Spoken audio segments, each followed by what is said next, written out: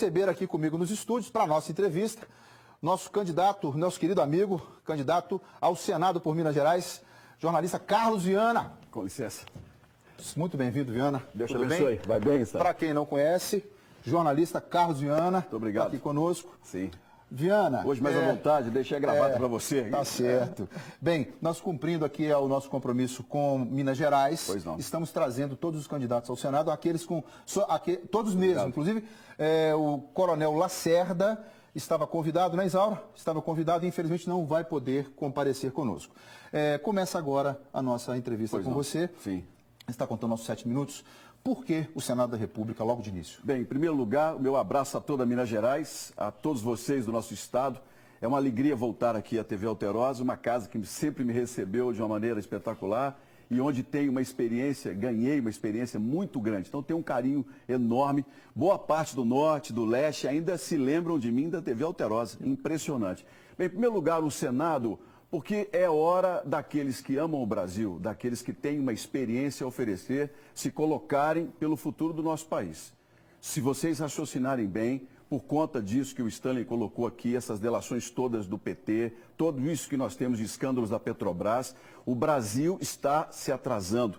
Nós perdemos 10 anos na qualidade de vida da população. Então é hora de nós começarmos a reconstruir o Brasil a partir de 2019. E o Senado me garante independência suficiente, Stanley, para votar de acordo com a minha consciência. Isso, para mim, é fundamental. Entrar na política depois de 25 anos como jornalista, 23 para ser mais exato, e entrar com a liberdade de falar o que eu quiser, de agir da maneira como eu acho melhor, que sempre foram minhas marcas. Tem que ser ficha limpa para ser político? Tem, sou ficha limpa, graças a Deus, como 23 anos de jornalista, eu não tenho um processo. Não tenho nenhum questionamento. Claro que por ter uma opinião muito firme e independente, tenho aqueles que não concordam. Isso é natural, eu faço críticas e recebo críticas. E hoje, na política, vocês, gente, prestem muita atenção no passado do candidato. Então eu quero te fazer uma pergunta e ela é subjetiva. Pois não. Tá? Como é que você enfrenta, com esses anos todos de televisão, como é que você enfrenta a notícia de que uma pessoa que tecnicamente não é, agora uma enxurrada de delações contra ela, Sim, está no primeiro lugar aqui no nosso estado de Minas Gerais? Em primeiro lugar, não é novidade nenhuma o que está sendo revelado. A candidata Dilma Rousseff, a candidata Rousseff, ela foi impeachmentada, sofreu um impeachment legítimo porque não coibiu a corrupção e julgou o país numa crise gigantesca nessa história. Agora, o eleitor, ele é dono do voto. O voto dela vale tanto quanto o meu, como de qualquer candidato. Quem tem que condenar em primeira instância é o eleitor. Ela tem hoje, no norte, no Jequitinhonha, ainda uma grande quantidade de pessoas que se lembram dos programas sociais que foram entregues como sendo um favor de partido. E não é. É uma política de Estado. Nós precisamos hoje fazer com que Bolsa Família, todo o apoio aos estudantes de nível superior, não se transforme num favor partidário, mas numa política em que as pessoas têm direito ao dinheiro público. Nós precisamos amparar essas famílias e garantir a elas a capacidade de produzirem. Porque hoje, gente, essas que nós temos ligadas aos programas de governo, elas estão condenadas, Stanley, a serem pobres o resto da vida. Nós precisamos amparar essas famílias, mas precisamos também de programas, por exemplo, energia solar mais barata no norte, financiamento do BNDES, que teve tanto aí para o Wesley Batista, para as cooperativas de produtores de Porteirinha, de Mirabela, do Jequitinhonha, de Braúnas, que é a minha cidade querida, Braúnas.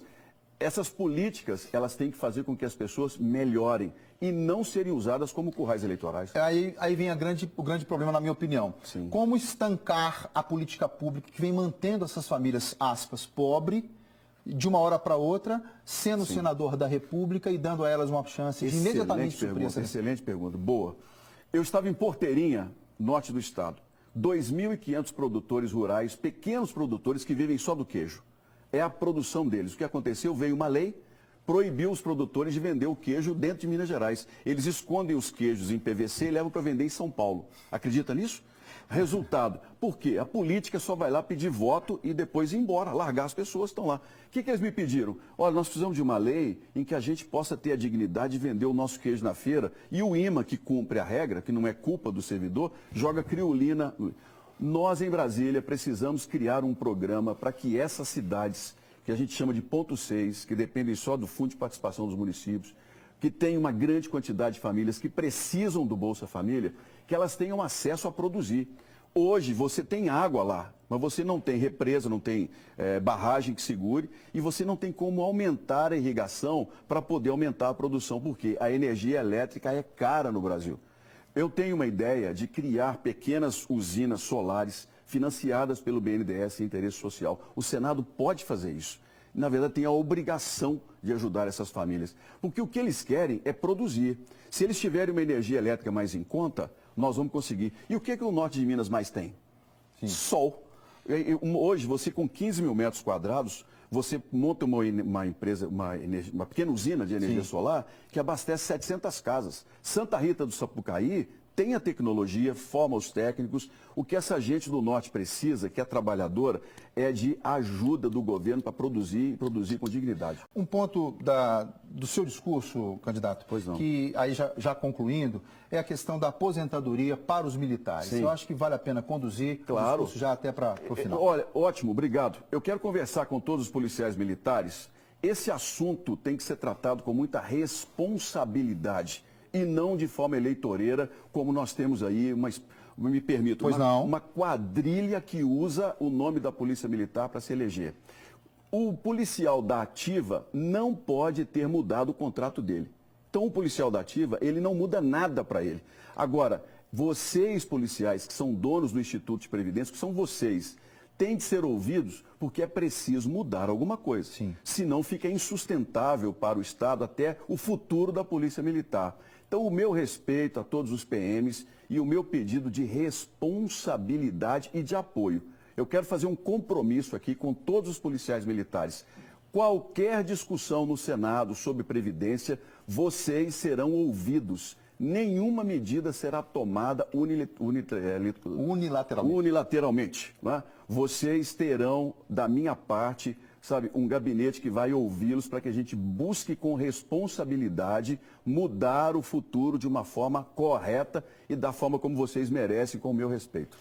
Muito obrigado pela sua presença. Obrigado, Deus abençoe. Muito boa sorte. Eu travei a língua aqui, tá vendo? Não, mas Deus abençoe a todos. Obrigado. Bondade sua comigo. Não, você é um grande apresentador. Parabéns. Obrigado, viu? Parabéns a todos. Parabéns a Minas Gerais, a TV Alterosa. Muito obrigado, meu querido. Um grande abraço. Felicidades. Obrigado. Até mais.